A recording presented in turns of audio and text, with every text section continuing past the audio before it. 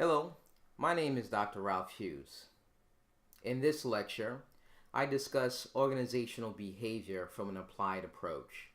Organizational behavior is the study of people in an organizational setting. In any organization, you have several characters. You have a leader or manager, and you have employees. The role of the leader is simply to inspire the mission of the organization so the employees can fulfill the organizational goals or mission. Every organization must have a mission. Without the mission, there is essentially no cause for the organization to exist. And if the organization exists, that organization does not know where it is headed. The only way to understand that is by using a roadmap. That roadmap is simply your organizational mission. In order to attain the organizational mission, the leader's role is to inspire employees to become motivated to do the job, to become more than who they bring to the table, meaning bring themselves to a higher purpose or a higher sense of fulfillment, and not just looking at compensation to get the job done. But not only are they concerned with the compensation, but they are just as concerned with the fulfillment of the organizational goals, tasks, or in essence, the organizational mission. Now, managers, they too are concerned with fulfilling the goals of the organization. Leadership and management, they're very complementary but very distinct. They are complementary in this way. They're complementary because they have to interact with employees on a daily basis. They're distinct from this approach is very simple. How they interact with the employees may differ. Leaders, once again, tries to inspire motivation within individuals. So the language of the leader will be very different than the language of a manager. You will see probably more passion and enthusiasm with a leader than a manager. Now, not saying that every manager doesn't speak with passion, conviction, or enthusiasm, but there is a stark difference between a leader and a manager. Can't go into details, full details in this lecture, but that's a synopsis of the difference between a leader and a manager. And we're looking at also various characteristics and various traits. Employees are considered the lifeblood of any organization. Once again, without employees, essentially the goals cannot be fulfilled within the organization without employees. Within this employee makeup, you have certain groups. Some of the groups may consist of also subgroups. Now, in any organization, you have an atmosphere. You have also a culture. The culture dictates the atmosphere. The culture dictates the atmosphere. For example, is the atmosphere congenial? Do all employees get along? Generally get along. Are they willing to help one another? Are they willing to go above and beyond the call of duty to assist one another? You may have some other organizations that, again, respectfully, employees may get along for the most part, but they're not willing to help one another. It's a me mentality. It's a do or die mentality, and every man for himself mentality. Why? Well, we're going back to the leader. The leader inevitably creates the culture, the climate of the organization. If the climate is congenial, well, that is because of the leader. If the climate is not congenial, again, that is because of the leader. So the atmosphere really is dependent upon how the leader treats his or her employees, how they interact, and how the employees view the leader. For example, If you have a leader or a manager who constantly arrives to work late, leaves early,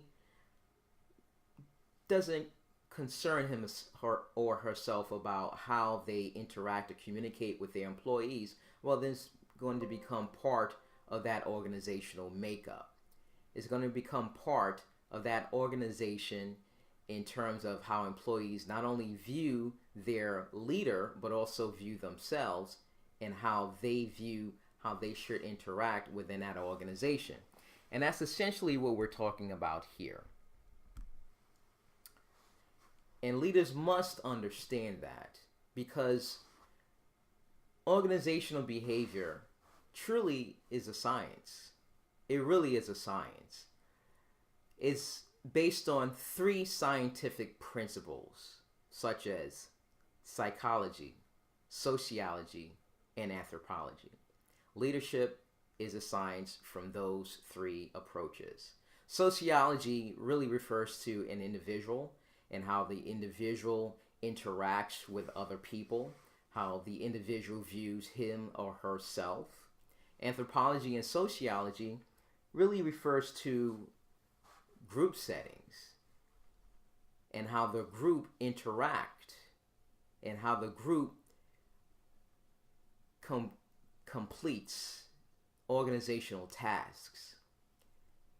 So again, looking at the organizational behavior aspect from the science or the applied science approach, the application comes into play when an individual leader has a good understanding of him or herself, and also how to manage him or herself, such as emotions in pretty much every situation, and also how a leader manages employees and their emotions, and how those employees interact within a group dynamic or structure. Now, when we look at organizational behavior once again, we also have to look at the structure of the organization. A structure is kind of paramilitary, so to speak, because we know the military has a structure, and we're looking at a hierarchical system. For example, you have a general. Depending on the branch of the military, you have a general, and you may have colonels, captains, lieutenants, sergeants. You have infantrymen, etc. In an organization, the hierarchical structure or matrix of an organization may simply be president, vice president, or you may have several vice presidents of various departments. You have employees, you have supervisors. And again, looking at the structure of the organization, looking at the structure in terms of leadership and how the leader deals and interacts with employees will inevitably determine the success of the organization. But looking strictly and focusing mainly on organizational behavior as a whole, essentially it is simply defined as employees, leaders, characters that make up an organization, and how they interact. Essentially, that is what organizational behavior consists of. It also looks at how employees are treated by supervisors. Are they treated fairly? Is this an ethical organization? Are the leaders or managers ethical? Do they treat everyone in the organization with respect? One of the things I want to stress is that organizations differ when it comes to private organizations and government organizations. The reason is because leadership is viewed differently in a private organization compared to a governmental organization. They differ in several ways. They differ in their policies, their practices, their operating procedures. Do they have rights? If so, what type of rights? How does human resources fit into this dynamic? For example, in governmental organizations, especially if you work as a law enforcement professional within a federal governmental structure. You can't strike, you can't protest against unfair labor and practices. You can't do things of that nature. Whereas in a private organization, it is widely known that an employee specifically, can actually, or a group of employees, excuse me, for that matter, can boycott, they can picket, they can strike, they can speak out publicly against human rights violations within an organization. Whereas in a governmental organization, there's a certain structure, there's certain limitations, there are certain operating procedures that are set forth that every employee must adhere to. Whereas again, in a private organizational structure, employees pretty much have the right to speak candidly and openly. If they wanted to, they can go on a television show, they can go on the news, the media, they can actually take their complaints public and make them publicly known. So again, looking at organizational behavior, we have to understand the difference between a government organization and a private organization, and how those two structures differ, and how those two structures, the leadership is within those two structures, and how the leader within those different structures can actually do his or her job, and looking at the employees within those two various structures and what the rights of those employees are. So again, when we look at the science behind organizational behavior, we talked about sociology, psychology, anthropology as the three factors that truly go into the makeup of organizational behavior. We can translate that information by saying that leaders must understand the dynamics of a group. But before leaders understand the dynamics of a group, the leaders must also understand the dynamics of him or herself. What emotions do they bring to the table? I'm referring to emotional intelligence. Emotional intelligence is simply the understanding or the comprehension of one's emotions, how leaders or managers manage their emotions, and how they manage the emotions of others.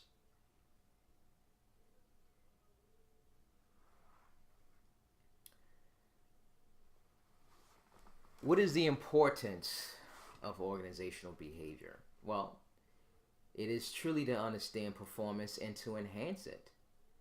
In order to become the very best in any industry, organizational leaders or managers must understand organizational behavior, how to deal with employees, understanding subgroups, understanding how employees may treat one another in an organization, understanding how leaders must create that environment to allow employees to become free thinkers, where innovation and creativity can rise in an organization by allowing your employees the freedom and the latitude to simply be free thinkers without fear of reprisals, fear of being ostracized because this individual appears that they know more than the manager. It's about bringing each and every individual on the team, tapping into their individual skill sets and utilizing those skills for the betterment of the organization as a whole.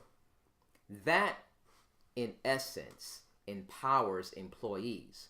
Once you have total buy-in from employees, and once you empower employees from this principle, understand that your organization will definitely flourish as a result.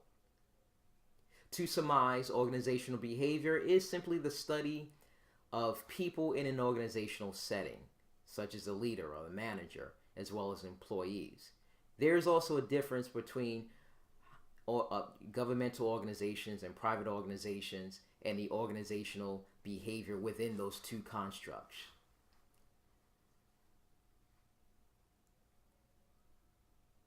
We also must understand that organizational behavior is based on three scientific principles, such as psychology, sociology, and anthropology, and how leaders must have an understanding of him or herself to manage him or herself in every setting, every scenario, every situation, and effectively manage employees and their emotions.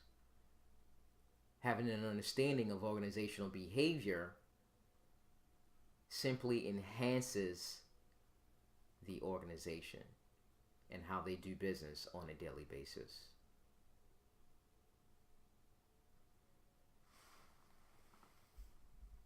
Hello, I'm Dr. Ralph Hughes. In this lecture, I discuss how organizations manage diversity effectively. Let's start with a brief definition of culture.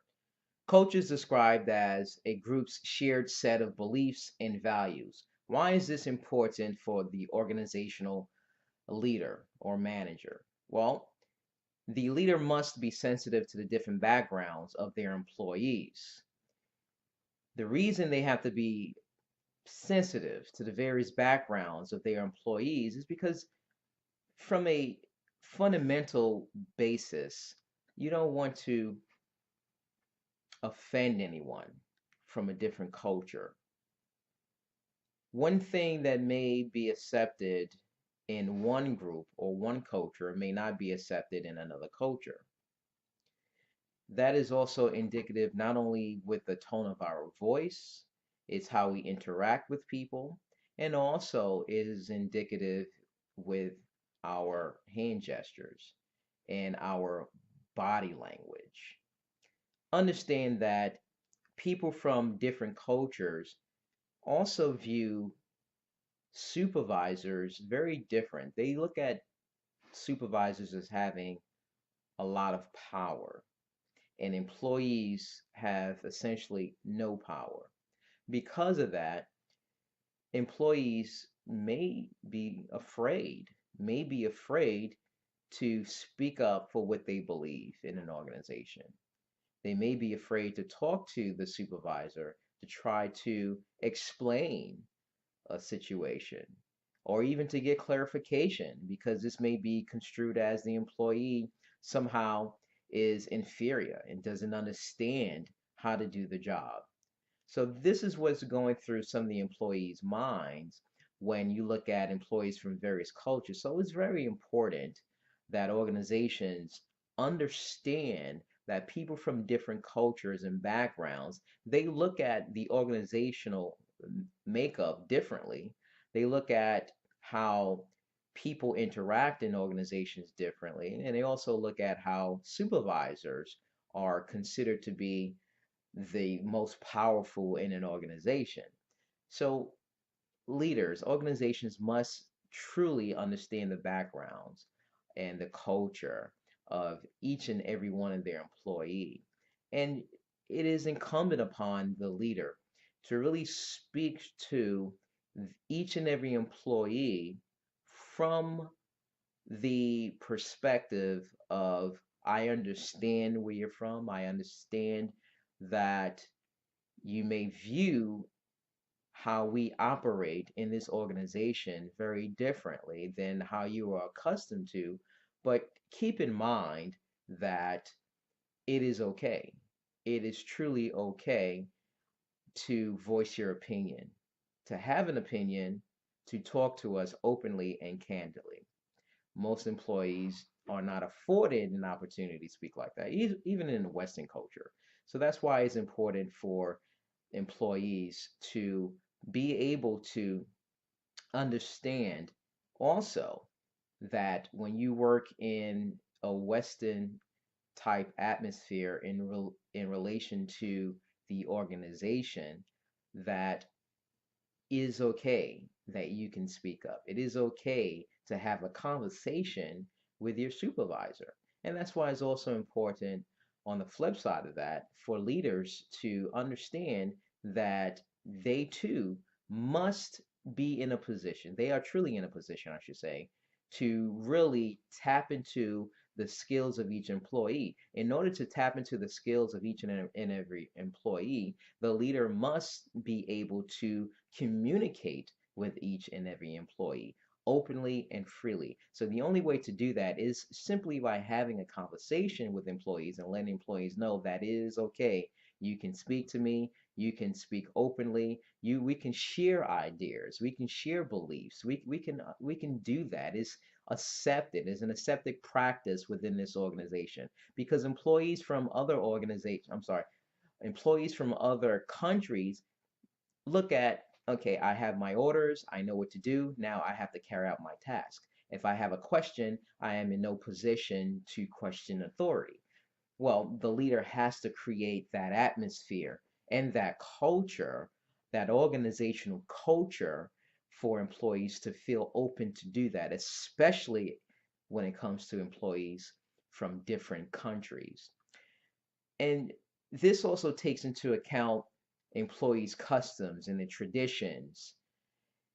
Looking at customs and traditions, I understand that in a lot of organizations, especially in the United States, we believe, in terms of organizational leaders, we believe that we have one set of ideas of how people should be viewed.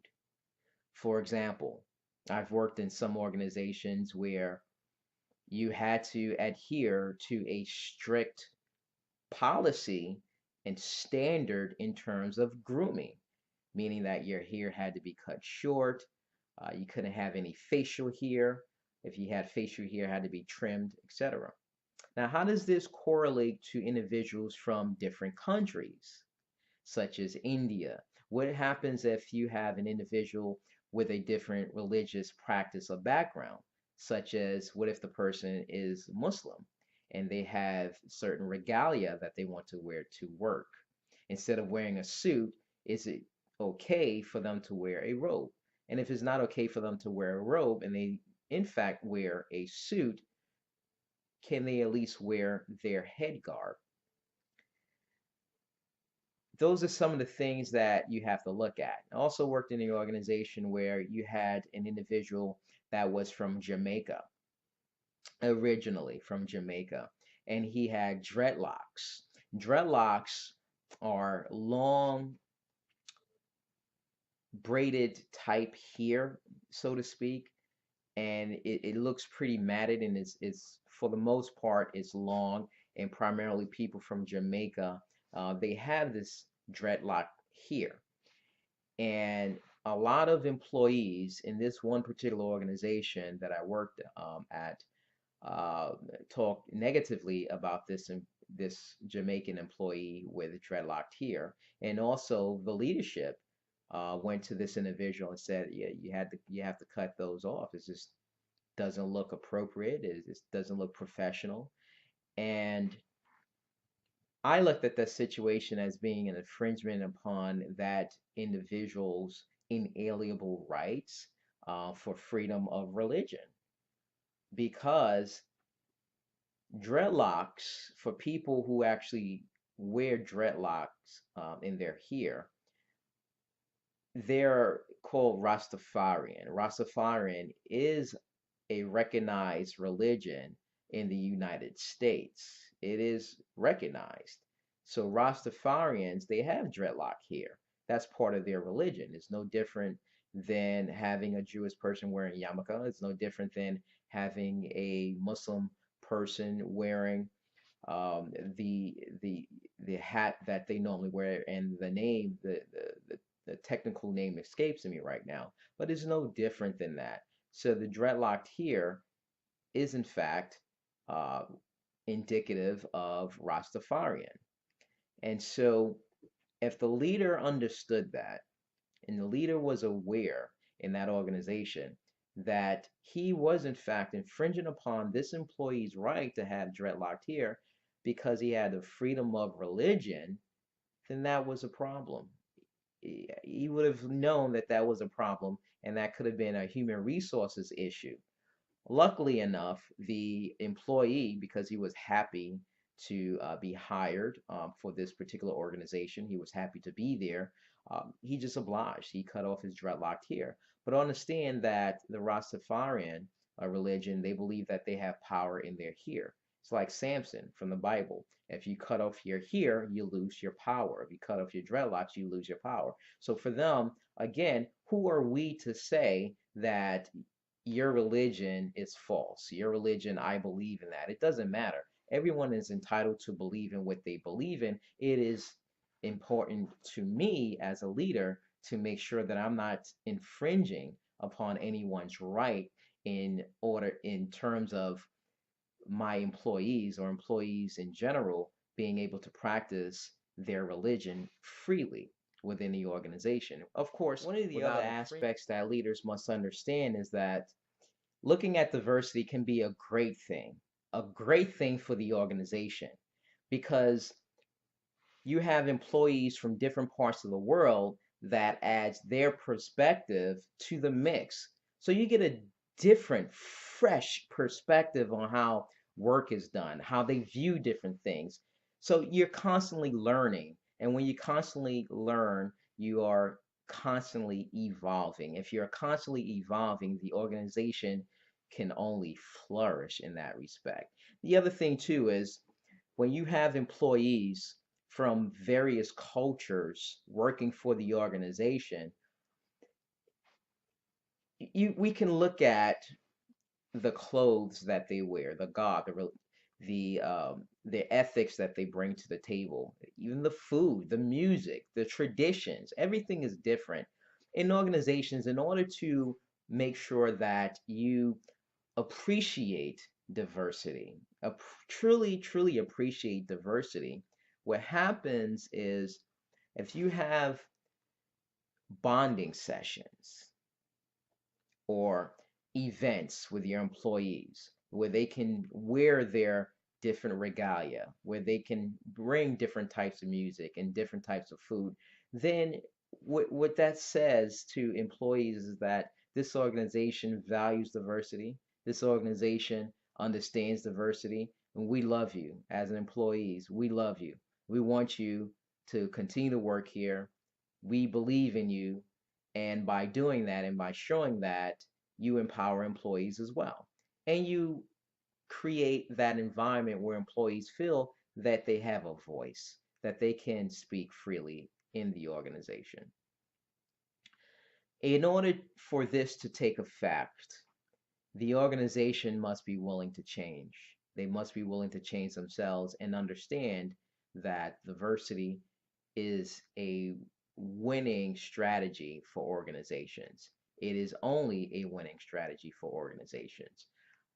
When you look at organizations, transnational organizations, they will see that, okay, well, you hire employees from our country, you hire employees from various countries. This is a company or organization that I want to do business with. So also understand that every culture views economics, politics, leadership, cultural, social norms, and other characteristics very differently. They look at that very differently. They look at the politics within an organization um, from the lens or the scope as politics in their country. They look at leadership in the organization very differently than someone from the United States working in an American company would view leadership. Leadership is practiced and viewed differently in different parts of the world. Leadership in some parts of the world simply means that it's the person who is in charge. So employees don't have a say. They cannot say anything. And if they did say anything or even speak up against the leader, it may end in their death. Where leadership in American organizations, you have a voice. You can speak up. You can talk to a leader without fear of reprisals, without fear of death, even. So those are some of the differences, even when we talk about culture in various countries, how working in an organization, in an American company or an American organization, how we must view leadership. So also understand that leaders have to understand that culture affects the style of the leader, the style of the leader. It affects the leadership style. Communicating with people from other cultures can be a roadblock. It can be a roadblock to communication. It can be a roadblock to attaining organizational goals. One of the things that leaders must do is understand culture, understand communication. Doesn't mean that you have to speak the native language, because it is understood that if you work in America, you work for an American company, that you have an understanding of the English language. But it doesn't mean that as a leader that I cannot communicate with employees from various cultures, not only in English, but at the same time being cognizant, fully aware of the culture in which these employees that work in my department, my unit, my organization, they come from, and that my language they may view very differently, or they may interpret it differently than how I actually meant it. So again, as a leader, I have to be cognizant, I have to be aware and understand that even my choice of words may be detrimental or maybe simply a roadblock to how employees in my organization attain organizational goals. One of the things that leaders can do in organizations to make sure that they elicit a lot of buy-in and empower employees, especially employees from um, various countries, is to use empathy. Empathy. Empathy is very simple. Every leader, every organization has a power of being empathetic toward each and every employee. It basically involves understanding, the feelings of others, being sensitive to others, their needs, their points of view. It leads to this pro-social behavior in an organizational context. For organizational behavior, this is extremely important for organizational leaders to understand. If individuals are able to connect emotionally, language differences then would not be a factor. So, empathy requires leaders to really shift their perspective to one that reflects a willingness to be generally receptive to another person. And this was actually um, talked widely about by Shabosky et al. So, empathy, it reduces perceptions of dissimilarities, thereby reducing potential prejudice within one.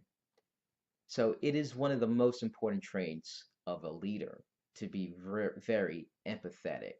You have to be empathetic to each and every one of your employees. Now, social awareness allows everyone in the organization to get along, to understand each other, regardless of the background, regardless of the culture. Social awareness starts with the leader in the organization, starts with the leader and being aware of his emotions, being aware of the emotions of all employees and creating that harmony within the organization, that context. Again, that atmosphere has to be conducive for worker productivity. Employees who feel that they don't fit in, that they don't have a say in the organization, will stifle the growth of that organization.